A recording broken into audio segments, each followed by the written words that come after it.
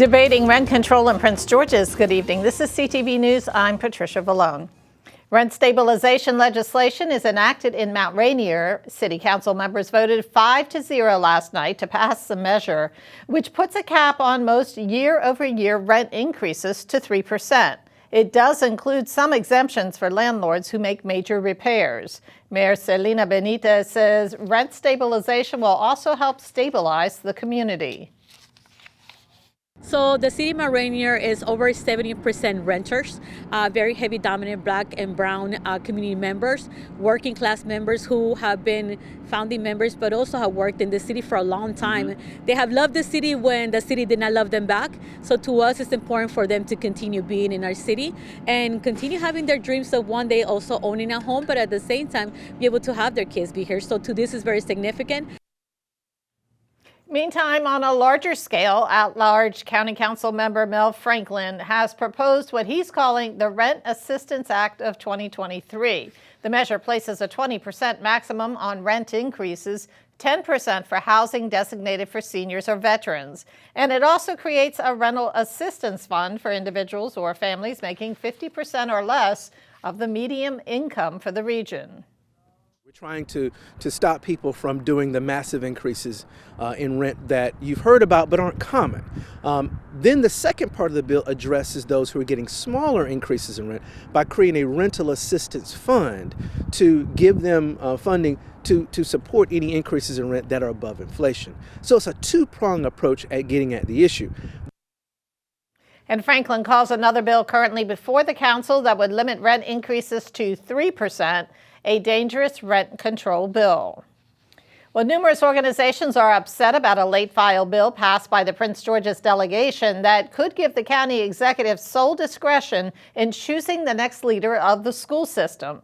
3 members are currently chosen for the task, 1 appointed by the county executive, the 2 others by the governor and the State Board of Education. But HB 432 would take away the governor and state board's appointees and instead give the county executive the sole ability to choose all 3 members. We would want somebody who represents labor. The CEO has to be able to work well with their labor force.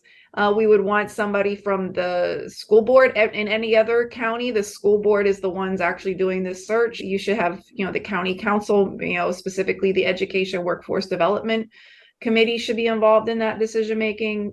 And then, I would love to see a parent of a student. I'd love to even see a student member in that search committee. I just think there's a lot of stakeholder groups that need to be represented in the selection of the next CEO. And a late file bill hearing on the measure was held via Zoom on Sunday night. Dr. Christie says she was told only sponsors of the bill could testify during that hearing and that she could only submit written testimony. HB 432 is currently before the House Ways and Means Committee. Well, here are the latest COVID-19 numbers for our area. The Maryland Department of Health has confirmed 687 new cases. The county's positivity rate is at 9.15%.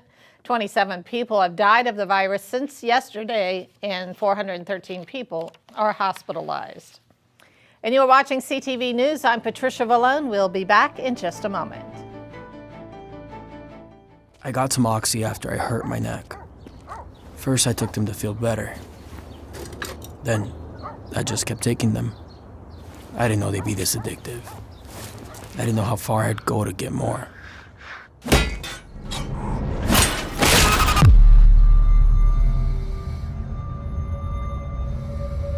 Opioid dependence can happen after just 5 days. Know the truth, spread the truth. Welcome back. Well, Prince George's residents living near Route 210 are calling for more speed cameras, or at least to keep the 3 currently on the highway. During a recent traffic committee meeting, residents tried to drum up support for a state bill that would renew a law allowing the cameras. There is currently a sunset clause. If HB 431 does not pass, then the cameras must be removed by September 30th. If enacted, the measure would boost fines for speeders. It's scheduled for a hearing tomorrow before a House committee. Baltimore Gas and Electric asked state regulators to allow for a customer rate increase. The request filed last week would increase bills over the next 3 years by about 5% annually. According to the Baltimore Sun, that would boost the average customer's monthly bill by $31 after 3 years. The new rates would take effect January 1st. The proposal must be vetted through the Public Service Commission, which can approve, reject, or scale back the planned increase. Well, Governor Wes Moore seeks to redo a controversial BWI procurement program. Moore has directed the Maryland Aviation Administration to start its solicitation process over for a concessions program at BWI Marshall Airport and continue with the current concessionaire on a month-to-month basis until a new contractor is chosen. Landover-based New Market Development had been picked for the job. That politically connected company is headed by Major Riddick, who was chief of staff to former Governor Paris Glendening. Well, sales of organic foods have more than doubled over the past 10 years, soaring to $63 billion in 2021. Starting next month, a new rule from the U.S. Department of Agriculture will make it harder to use organic labels on food. We spoke with Dr. Jennifer Tucker of the USDA's National Organic Program about what that all means. Organic is a vital part of the U.S. food system. The food sector in organic has been growing and expanding over several years because consumers value organic products. So this rule updates the regulations to reflect that growing complexity and size of the market. So, for example, let's say you're eating an organic granola bar. The oats may have been grown in Indiana, the almonds may have grown in California, the chocolate chips may have come from beans grown and processed in South America. That yogurt coating on the granola bar needs to have been made with milk from an organic cow who ate organic feed.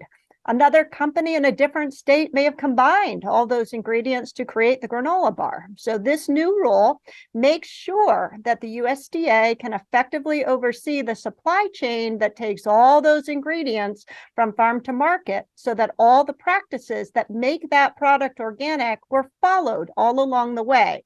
We call that maintaining organic integrity.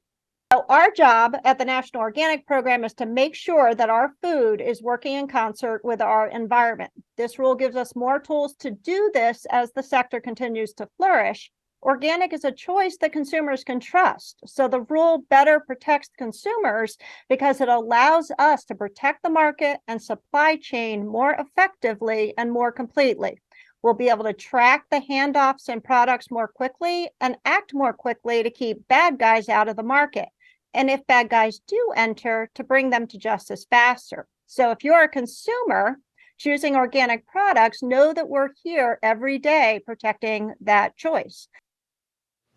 And the strengthening organic enforcement rule goes into effect on March 20th. Businesses have until March 19th, 2024 to comply. And more News Plus Sports with Simon Buggs after the break. Stay with us. Hey guys, it's Simon Buggs, and coming up in a bit, I'll be talking about the 3 local teams who couldn't come away with a win in their games yesterday. I have more information coming up soon.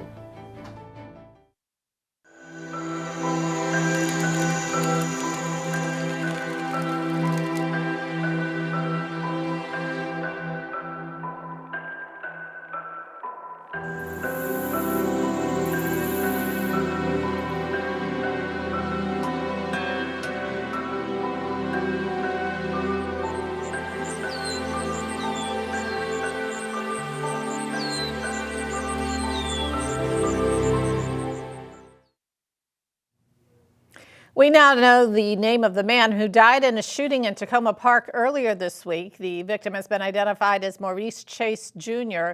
Prince George's police were called to the 6700 block of New Hampshire Avenue on Monday. When officers arrived, they found Chase inside an apartment building suffering from gunshot wounds. He died later at a hospital. A $25,000 reward has been offered to anyone who has information that leads to an arrest and indictment in this case. Well, as local school districts grapple with a rise in student overdose cases, county school leaders are gearing up to host more meetings on the dangers of fentanyl use. PGCPS is scheduled to host 2 community meetings on this serious issue. The first meeting will be on Monday, February 27th at Largo High School. That takes place at 6 p.m. The second meeting will take place on March 13th at Surrattsville High School. Narcan kits will be given out at both meetings. Well, India Shelton sees herself as the fairy godmother of sewing in Prince George's County. From birthday outfits to wedding gowns, Shelton uses her unique eye for design to make extravagant garments. We visit her in Mount Rainier to learn all about Belly the brand. I graduated from Bowie State University. My major was broadcast journalism. I aspired to be an anchor woman. So that's what I really like to do. I love to talk to people. But one year, I made my birthday outfit. I literally glued it together. I wasn't even sewing at this point. And so many people asked me to make theirs after that. It stuck. I just started taking the classes. I minored in fashion design. And yes, it worked out. I didn't make my prom gown, but I designed it, and I had a lady named Lily out of Philadelphia create it, and it went crazy, basically. So a lot of people remember that, and it's like kind of cool how they're like, oh, I remember you from 8 years ago. I knew you was going to make my dress. So it's real sweet. I love them. I love my prom girls a lot. They like one of my favorites. I make gowns as fast as like 2-3 hours, but yeah, it's kind of a process thing. But if I did, this was just made probably in like 20 minutes before y'all got here. So I'm quick. You made this today for this? Yeah. That's so nice. I know. I was feeling like fur, and I don't know. I didn't like my outfit I had on, so I just made a dress real quick. I like to keep it fun. I like to keep it one of one. I like to keep it unique. You're going to get this one-of-a-kind outfit, and nobody's going to look like you. And the next person going to get another one of a kind, and nobody's going to look like them. And if you would like your own Belly the Brand original, you can reach out to Shelton on her website. Well, we are back with another edition of Pet of the Week. Meet Pixie. She's a 1-year-old black domestic short-haired cat. Animal Management says the calm feline would make a great cuddle buddy.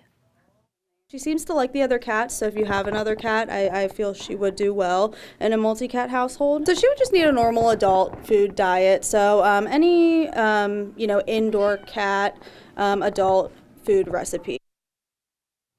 Anyone interested in adopting Pixie can contact Animal Management at 301-780-7201.